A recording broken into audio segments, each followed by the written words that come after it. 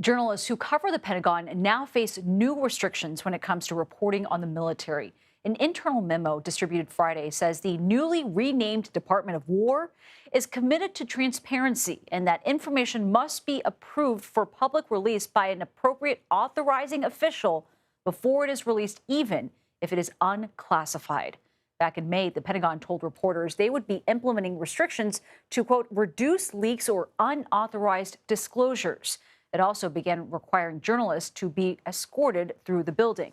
For more on this, let's bring in CBS News senior national security correspondent Charlie D'Agata, who spends plenty of time there at the Pentagon and sees all this playing out. Charlie, what are you hearing internally there, and how are your colleagues reacting to all of this? Well, Nancy, here's a 17-page memo that we are asked to sign. So I'm not at liberty to speak, obviously, on behalf of my colleagues, but I can just tell you that I just passed a veteran Pentagon correspondent leaving the building, carrying frames and awards, saying they're leaving their office after almost 20 years. They're saying it's over.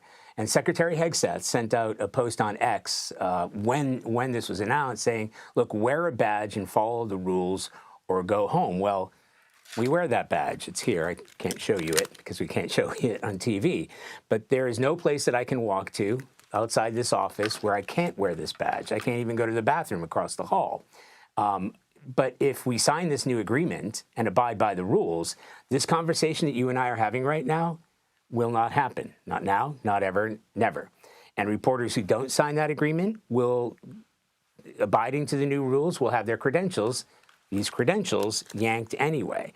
And they state in part that journalists can no longer gather information, even if it's unclassified, unless it's been authorized, as you said, in the lead into this, by an appropriate authorizing official. So essentially, what we're talking about right now, under the rules, these new rules, I would have to run past the DOD or the DOW, if they want to call it that, in order for you and I to have a conversation. So major ramifications from all this, Charlie. And as we mentioned, the Pentagon, they're saying that they've been trying to rein in media leaks and what they're calling unauthorized disclosures. That's a reasoning behind that. How often does something like that even happen? And is that a legitimate concern here?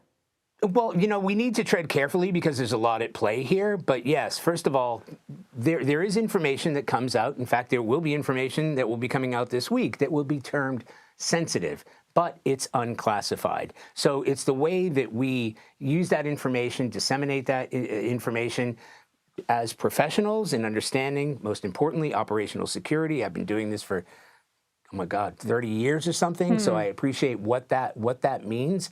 And essentially, that's what they're trying to drill down on. So this is really still at play. There's a lot going on right now, and we're going to figure out how we're going to proceed in the next few days.